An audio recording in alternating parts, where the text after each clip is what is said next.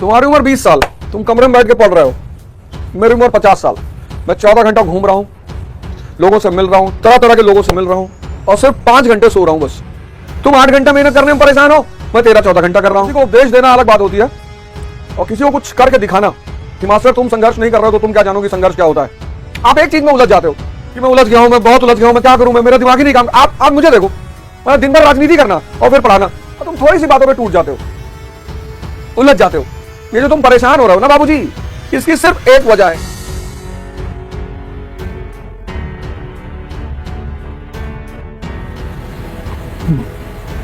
जय हिंद फ्रेंड्स। जय हिंद आकाश, जय हिंद श्रेया, जय हिंद अक्षय कुमार सिंह, जय हिंद। किसी को उपदेश देना अलग बात होती है, और किसी को कुछ करके दिखाना।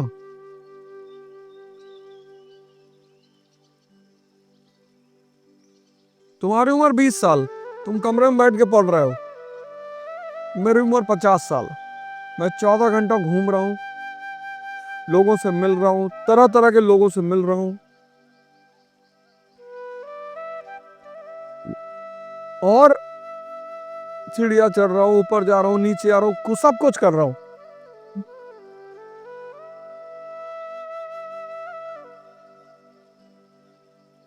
और सिर्फ 5 घंटे सो रहा हूं बस।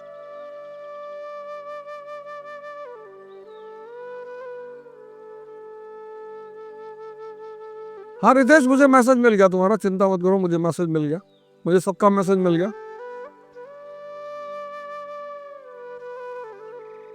बहुत मैसेज आया यार, मैं अब सबको तो बुला नहीं सकता, मैं माफी चाहता हूँ। बहुत सारे, इतने सारे, मैं सबका धन्यवाद देना चाहता हूँ कि आप लोगों ने इतना प्रेम दिखाया है, पर मैं सबको तो नहीं बुला सकता, संभव ही नहीं है और जरूरत भी नहीं है। पड़ोसी मुल्क पे कब्जा थोड़ी कर रहे हैं, उसकी जरूरत पड़ेगी तो भी बुलाएंगे। लेकिन आप सब लोगों का बहुत बहुत धन्यवाद कि आपने प्रेम दिखाया है इतना, और उसमें से मैं 15-20 लोगों को बुलाऊंगा। वो मैं चेकलिस्ट बना लूंगा और मैं 15-20 लोगों को बुलाऊंगा।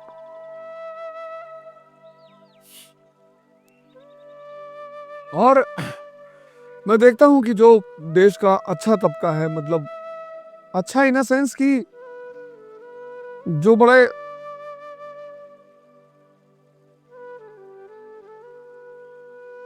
पब्लिक डीलिंग से अलग वर्ग है, जैसे डॉक्टर्स हैं, वो सीधे पब्लिक डीलिंग में नहीं है, उनको एक सम्मान मिलता है, रिस्पेक्ट मिलता है। शिक्षक हैं, ये बहुत घबराते हैं चुनाव लड़ने से।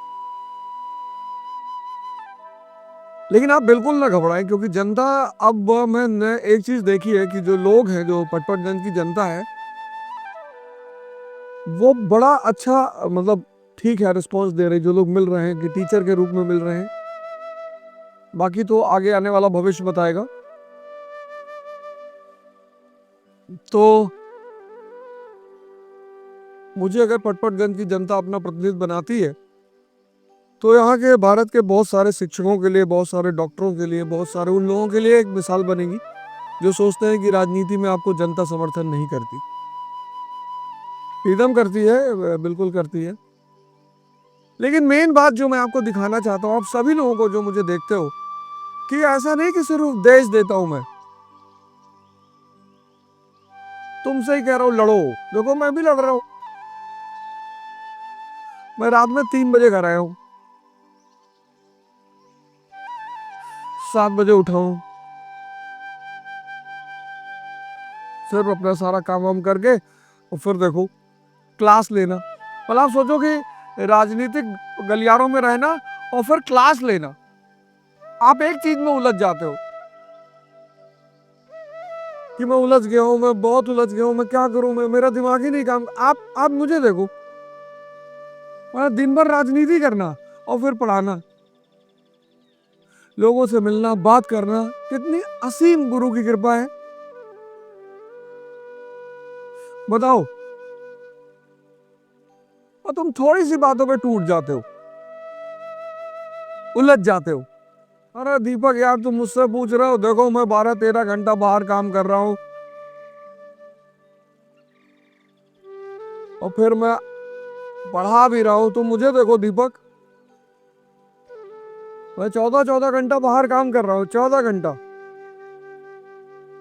और वो काम और ये काम टोटली अलग है।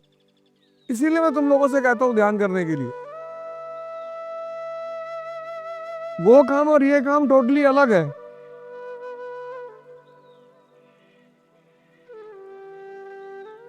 ध्यान करो, विवेक जगा लो। ध्यान करो, विवेक जगा लो।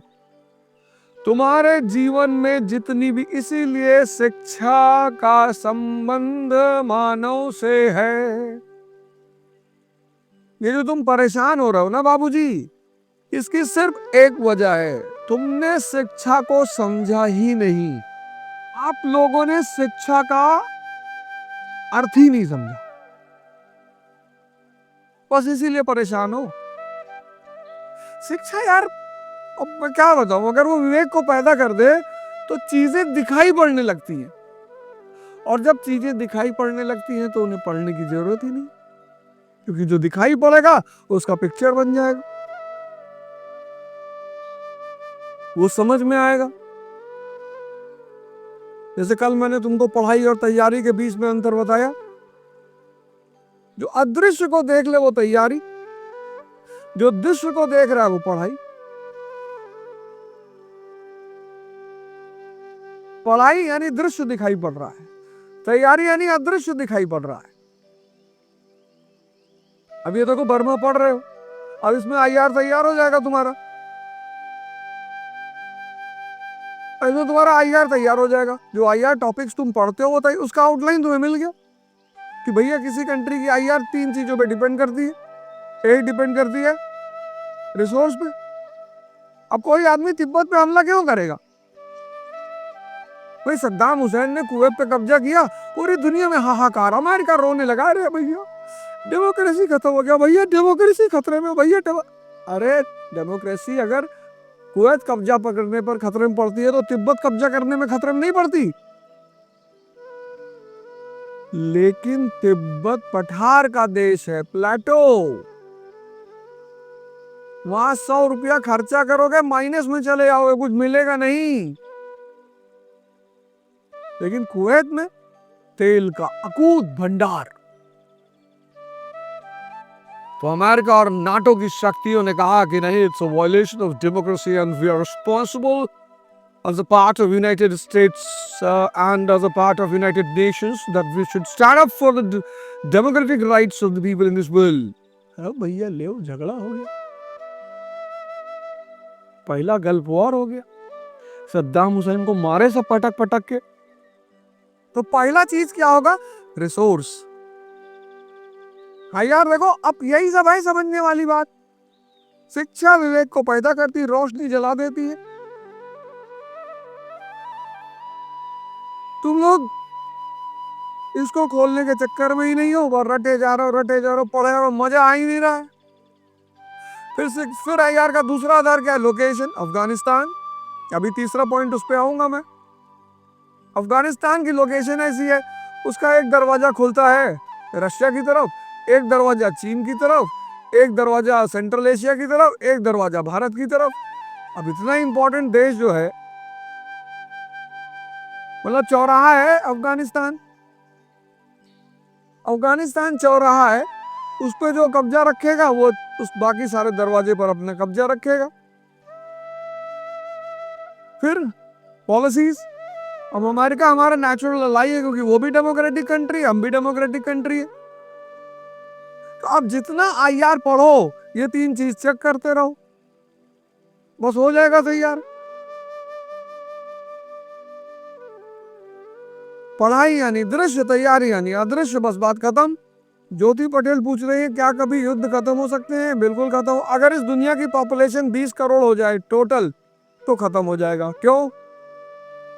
क्योंकि डिमांड कम हो जाएगी, रिसोर्स ज्यादा हो जाएगा। आज दुनिया में सबसे बड़ी चुनौती क्या है? पॉपुलेशन। डिमांड ज्यादा है, रिसोर्स कम है। जब भी डिमांड ज्यादा होगा और रिसोर्स कम होगा ज्योति, तो युद्ध होगा ही होगा। अभी कोई युद्ध टाल नहीं सकता, कोई रास्ता ही नहीं है, क्योंकि ये ज्यादा पॉपुलेशन, कहते हैं कि सहारा में ऐसा हुआ, सहारा डेजर्ट में एक बात ये भी कहते हैं कि सहारा डेजर्ट में ऐसा हुआ कि जितने कार्निवोरस एनिमल थे वो मर गए, शेर चीता उता है सब मर गए। जब ये मर गए तो हर्बीवोरस बच गए, हिरन, ये जो हर्बीवोरस है, जिराफ, हाथी, इन लोगों ने उस एरिया का सारा वेजिटेशन खा लिया। वो क्या बन गया? मरुस्थल। युद्ध क्यों होता है? युद्ध का जो मेन मुख्य कारण यह है कि जब भी, आज तुम भारत में तनाव देखो, अपर कास्ट लोअर कास्ट तनाव, हिंदू मुस्लिम तनाव, आप क्या समझते हो? वो तनाव किसी और वजह से, डिमांड ज्यादा हो गई। 100 रोटी 1000 खाने वाले 10,000, तो युद्ध नहीं होगा बेटा। सारा ही खेल डिमांड और रिसोर्स का है। देखो बेटा, लड़ाई तो हो ही रही है दुनिया में अंशु, और भयंकर सिचुएशन चल रही है, बहुत भयंकर। लेकिन तुम लोग घबराओ मत, मुझे देखो बस, तुम भी युद्ध में, मैं भी युद्ध में। युद्ध नहीं जिनके जीवन में, वो भी बड़े अभागे होंगे। तुम्हारी उम्र 20 साल, मेरी उम्र 50 साल। तुम 8 घंटा मेहनत करने में परेशान हो, मैं 13-14 घंटा कर रहा हूं। देखो, तुम्हारे भी युद्ध चल रहा है, मेरा भी युद्ध चल रहा है। तुम्हारी उम्र 20 साल, मेरी उम्र 50 साल। तुम 5-6 घंटा मेहनत करने में परेशान हो, मैं 13-14 घंटा कर रहा हूं। तुम अकेले घर में बैठे हो, मैं दिन भर हजारों लोगों से मिल रहा हूं।